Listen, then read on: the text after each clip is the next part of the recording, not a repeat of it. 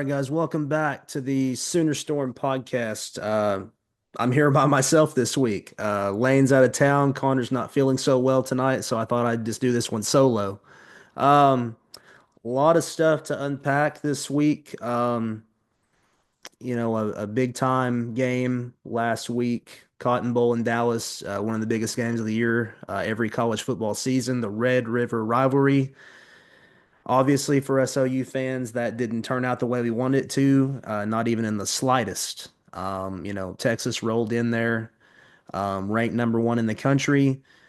Early on, the game, looked like it was going to be a slugfest, be real competitive. I knew going into it that our offense was going to struggle, but just, going into that game, uh, you really weren't sure what to expect. And then obviously, we get the game started with a Billy Bowman pick on the first drive, and things are going really well. We're winning the field position battle early on, and we're getting Ewers kind of flushed there early. He wasn't making very many throws, so it was real important. There at the early onset of the game, we won the first quarter, won it obviously 3-0, but the game was going the way that we needed it to go early on. But then the second quarter came, and the first quarter was easily and quickly forgotten. Texas just came out and steamrolled us in the second quarter, and it was all about, not being able to possess the ball, not being able to take care of the football. Two turnovers and back-to-back drives, two fumbles, putting our defense in terrible positions. Now, did our defense play? Um, did our defense play absolutely amazing on Saturday? No, they did not. A lot of blown assignments, a lot of missed tackles. And if you ask any defensive player, Billy Bowman, Danny Stutzman, you ask any of them, they'll tell you, the defense did not play up to par this week. And that was one of the reasons why Texas kind of got everything they wanted and more. So disappointing loss. A lot of questions being raised by a lot of Sooner fans this week about the offense, about possibly going in a different direction. Um, you know, I know we have changed coaches before after this game, after getting, beat in this game before. If you remember back to I believe it was 2018 season, 2017, we got rid of Mike Stoops after the Red River game. And we replaced him with Ruffin McNeil as the DC for the rest of the season. So it has happened before. It's something that I really don't think that Venables wants to look into yet. I just don't think that changing coaches right now is a good move. I know that, like I said, people, Sooner fans are impatient. We want success, obviously. I just don't think that the right call is to change coaches, right in the middle of the season. That's not something I don't think that would make us very successful. So anyway, a lot of things went wrong. Struggles on offense, couldn't move the ball. We moved the ball early a little bit here and there. Didn't really have much success though getting past the 50-yard line. Once we did get past the 50, we kind of stalled out. Just couldn't find the end zone. And it was a long day on Saturday for sure. Uh, Disappointing. But it is what it is. We're on to the next one. Big game Saturday coming up against South Carolina. Kind of a chance to right the ship here. And we're sitting at 4-2. Like we still have a lot to play for this season. We've got a lot of big games, tough games. Got South Carolina obviously this Saturday, and then still got Ole Miss, LSU, Bama, and Missouri. Left on the schedule as well, and Maine. But a lot of big games left to play, a lot still to play for, bowl eligibility. Go on a good run. You never know what could happen if you go start playing well at the end of the year. Go on a good run here, get some things going. Big game this Saturday, South Carolina, going to be an 11:45 kickoff, which is very unusual. We're used to 11 a.m. kickoffs in Norman, not 11:45, but SEC kickoff at 11:45. South Carolina coming into the game, obviously, just coming off of that close loss to Alabama in overtime. Watched that game prior to the OU game. Outstanding game by South Carolina. They had Bama down all game, had Milroe frustrated. South Carolina is a dangerous football team, and we're gonna have to come ready to play on Saturday. If we don't, they'll give us some fits. They'll give us trouble. South Carolina offensively averaging about 175 yards rushing a game right now. Be really interesting to see their rushing attack against our rushing defense. We have one of the best rushing defenses in the entire country. We're only allowing about maybe 119 yards of rushing a game at the most. Really interested to see our defense stack up against their rushing offense. So it'd be really interesting to see that take place. Just looking at the some other things about this game, really intriguing matchup. Like I said, South Carolina, 175 yards rushing. Okay, they possess the ball a minimum, about 32 minutes of the game. They get the ball and they keep it away from you, which when our offense is struggling, that's going to be really difficult to win if you don't ever have the ball. So defensively going to be really important to get those guys off the field on third down. We have a great defense and we can definitely do it. But again, we're gonna have to do that. So that'll be kind of the key matchup, our run game or South Carolina's run game against their run or against our run defense. It'll be really interesting to see. Raheem Sanders, the running back, leads their team with 393 yards and 5 touchdowns on the year. Great back, good size, good speed in the open field, really hard to tackle. We're going to have to be really sound in fitting him up. Defensive backs are going to have to be really sound about coming up and hitting him in the legs. Trying to tackle a big guy. If you're not as big as him up top, that's not going to work. You got to get low and tackle him in the knees. So real important there. Also, quarterback Lenoris Sellers. Sellers is a great athlete, can throw the ball really effectively. Also, part of their rushing offense. They like to run him a lot. He's a great runner. So, QB run game be a big thing for South Carolina on Saturday. So, we'll have to be really, really keen on trying to stop that. In the pass game, their leading receiver at the moment, a guy by the name of Mateo Bennett. Mateo Bennett, leading receiver for South Carolina right now. Really great target for them. You know, I just find the numbers. 17 receptions for 257 and 3 touchdowns on the year, leading receiver. Great receiver. Really, really great. Apologize, my computer sometimes tries to do Adobe Flash Player updates, but great receiver. Like I said, 17 receptions, 257, 3 touchdowns, average catch of about 15.1, so 15.1. So great, you know, great target for them. He's a freshman, 5'11", 185. But he's their leading receiver. So big game coming up. Like I said, defensively for South Carolina, the big matchup for us, it's going to maybe give us some problems, is their defensive end, Kyle Kennard. Kyle Kennard, the leading sack leader in the Southeastern Conference. He's got 7.5 sacks on the season so far. So he plays D end, going to be hard to block. As we know, we've had our offensive line struggles so far this year. Kennard is first in the SEC and fourth in the country with 7.5 sacks. So it'll be really, really important to try to neutralize him up front. And OU listed right now as a 1.5 point favorite. I think they're just giving that to us just based on the fact the game's in Norman, but do not put it past. South Carolina is a very dangerous football team, and we're going to have to play extremely, extremely well in both facets of the football. Let's see what I want to do next. Just real quickly, our availability report. Um, Availability wise, obviously we know all the receivers, Gibson, Farouk, Anderson, Andrew Anthony, all still out with injury. But like I said last week, Farouk, like I said, broke his foot in the Temple win week 1. His boot was supposedly coming off here this week or the next pretty soon. So he should be starting to get back here pretty soon.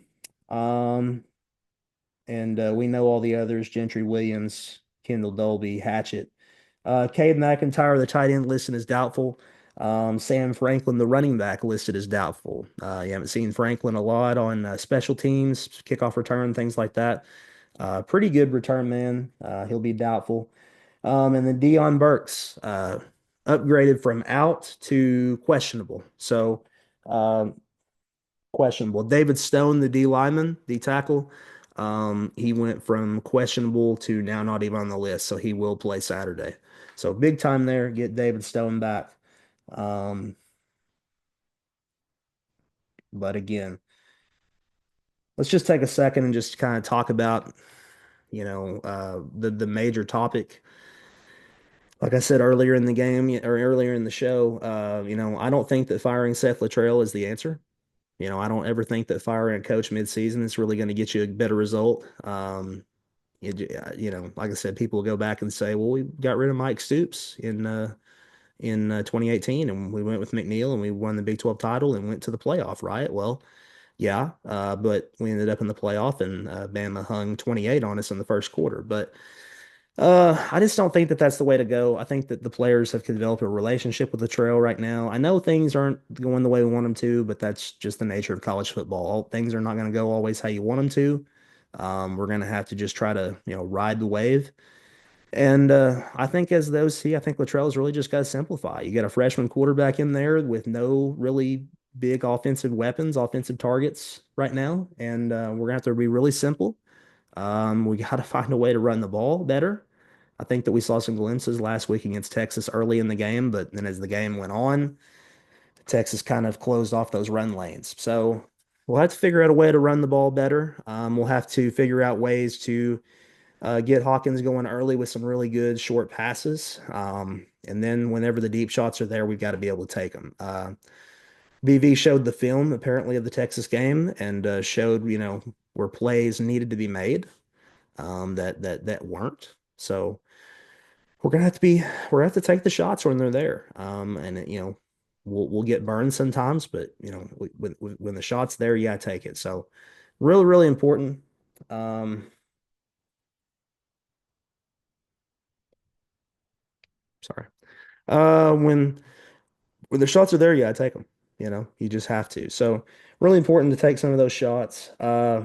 And defensively, just keep playing like you've been playing. Defensively, we've been really good up front.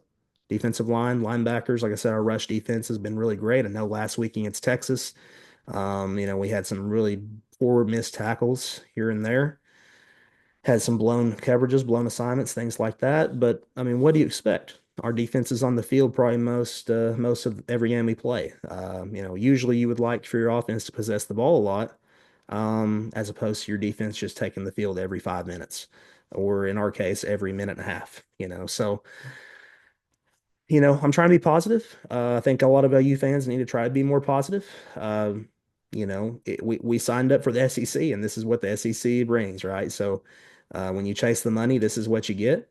I think that we can compete in this league. I think that it's going to take some time, and people need to just try to be more patient, try to be a little bit more enthusiastic. We're boomer sooner until we die. We rah rah and uh, you know, uh, sooner born, sooner bred. Till I die, I'll be sooner dead. So like I said, it's hard, but we got to be ready. We got to be ready. Saturday, people that go to the game have got to be ready to go there and to pack the palace. Remember, it's a whiteout game, so make sure you wear white.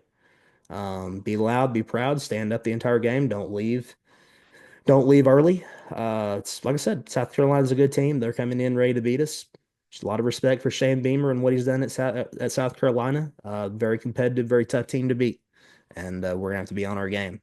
Um, Storms of the week for the Texas game. Not really anybody to name.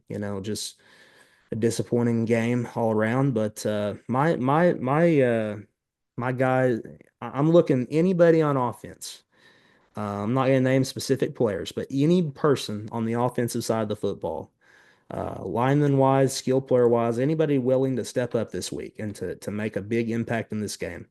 I'm calling out every offensive player. Somebody step up, somebody make a big play, somebody show that they want to turn this thing around, which I think that the players do. I don't think that there's any quit in them. They fight hard, even when things are super bleak.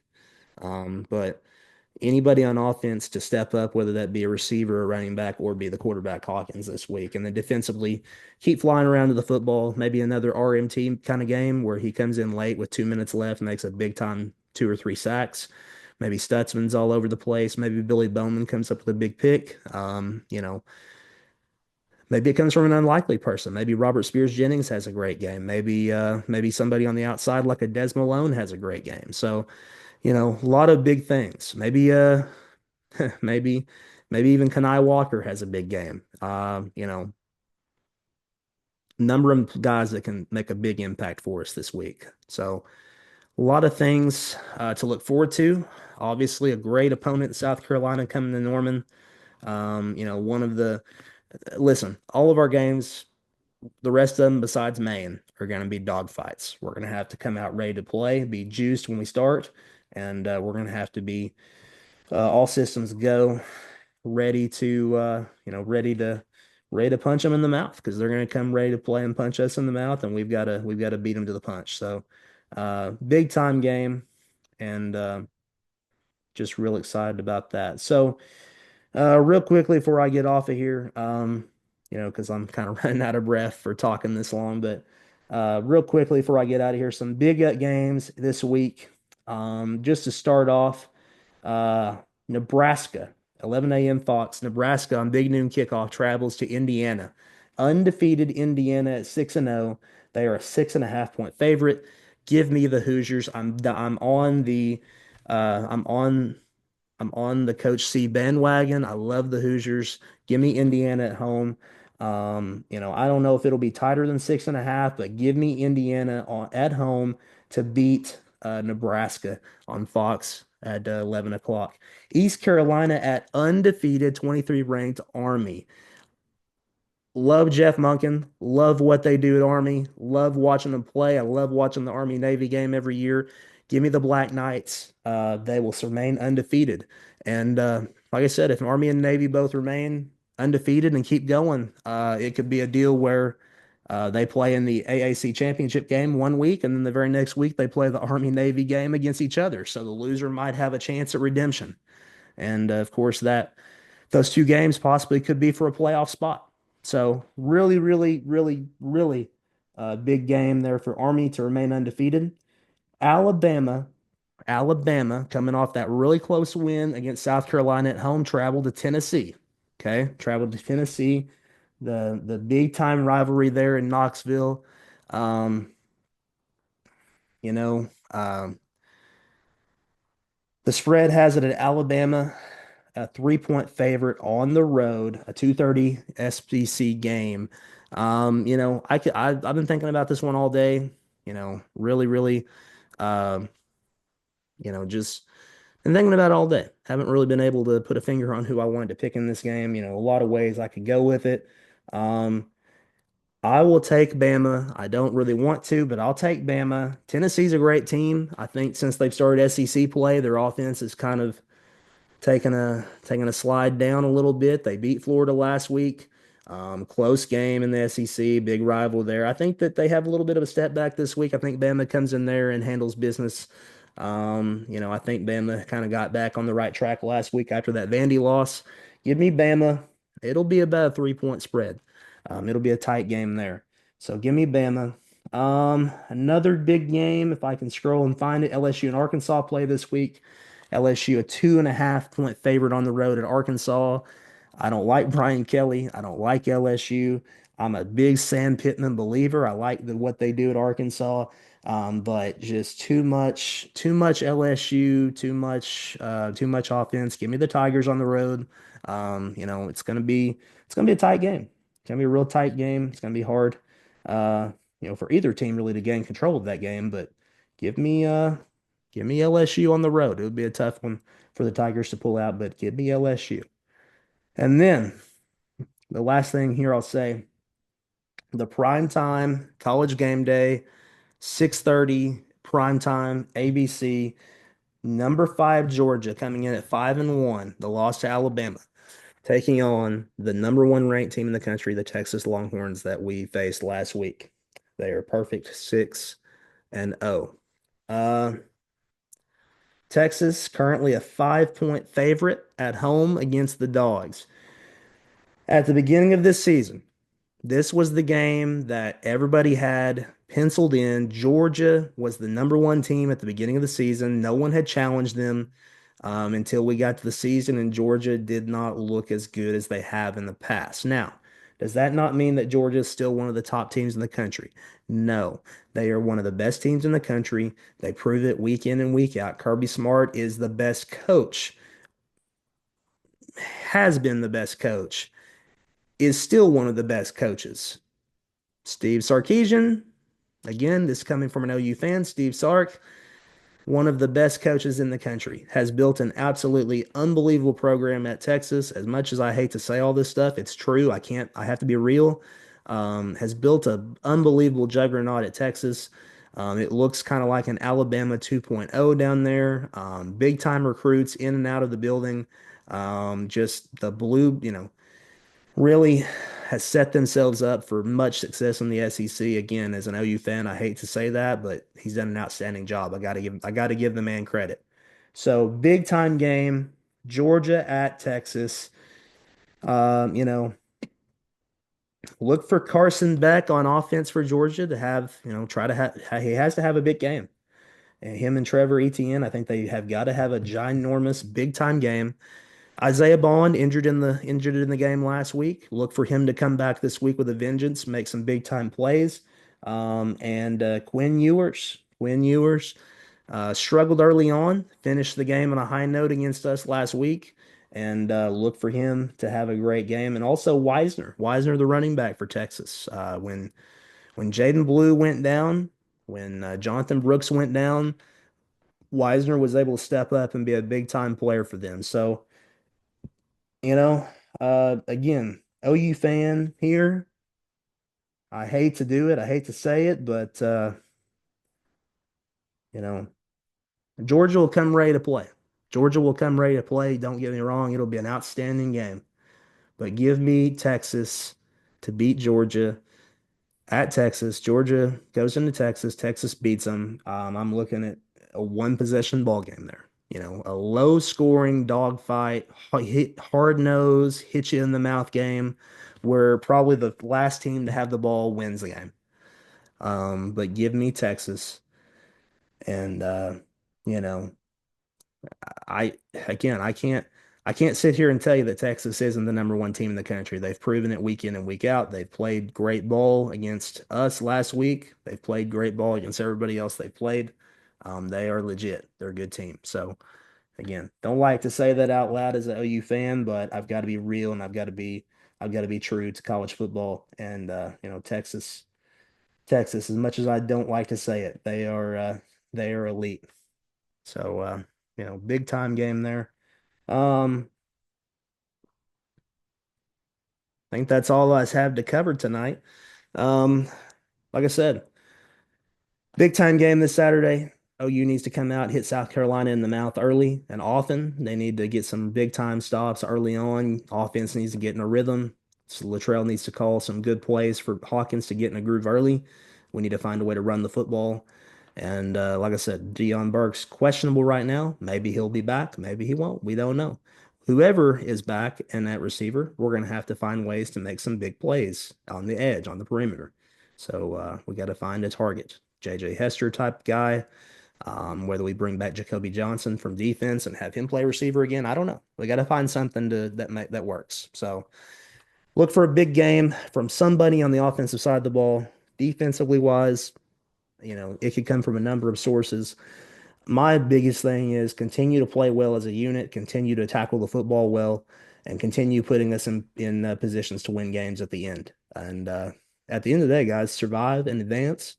Find a way to be in a one score game towards the end of the game and come up with the big time play. So um, that's what I'll look for this Saturday. Maybe next week, Connor and Lane will be able to be back with me, and we'll be able to hopefully be discussing an OU win over South Carolina on Saturday, and be looking forward to the next one. Until then, this is JB, and this has been the Center Storm podcast. If you know anybody that would like to view this, please share. If you please would subscribe at the bottom, that'd be great as well.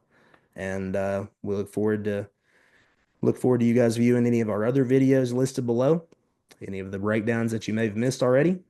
And we'll look forward to recapping the rest of the OU season with you. And who knows? Who knows where this thing will go? We're all about it. So until next time, JB, Boomer Center. And even though last week was a disappointment, I'm going to put my horns down anyway, because I always will. Boomer.